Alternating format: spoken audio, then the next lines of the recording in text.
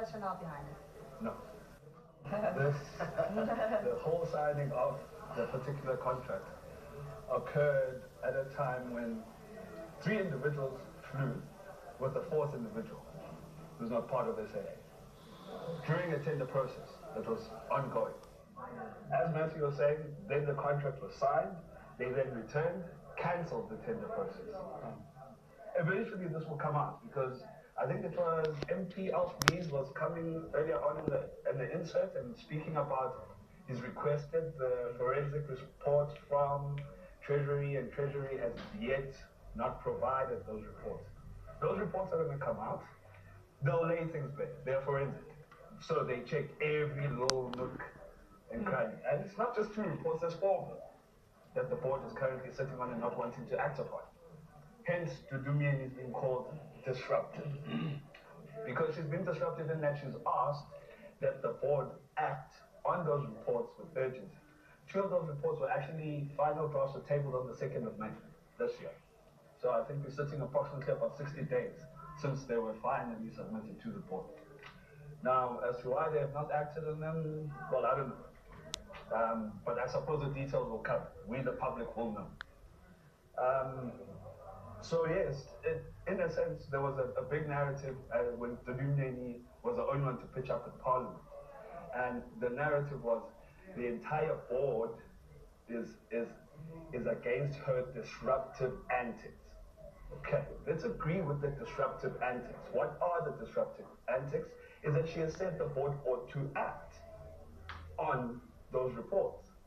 But when this board was appointed, and she, the chair, was reappointed, Minister Godan had said, actually, the entire board of SAA should be changed. The only one who was retained happens to be Dudumian, who now finds herself outside the committees that actually run and rule SAA. So who's really disruptive? Adil, in this situation then, it means that if nothing changes, and the changes only occur at board level, we will always have dysfunctional board. Look, the SSA's dysfunctionality and the dysfunctional board was systematically designed that way. You cannot have a board that does not have power, a chairperson that cannot make decisions, as well as a board that is ineffective in terms of making resolutions that should be followed up by management and exco within SAA, and expect change to happen. Decisions are clearly not made within SAA. There's 2 offices here which I see in terms of what is currently revealing itself here is you have an office in Miami which completely runs the show within SAA's operation as well as key decision making.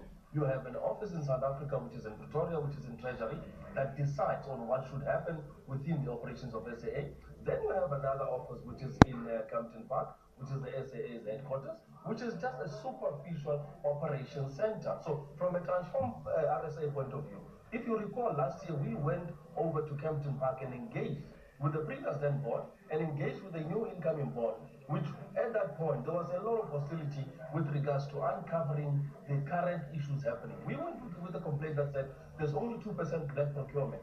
Now we understand what that 2% black procurement comes from, where the 98% goes out and is made up in terms of decision making overseas. So it explains clearly why there's such a dysfunctionality. But the incapacity of the board to follow up on laying of criminal charges, making sure that they can follow up on the forensic reports that have already been given. 17 forensic reports, totaling to 91 million have been wasted.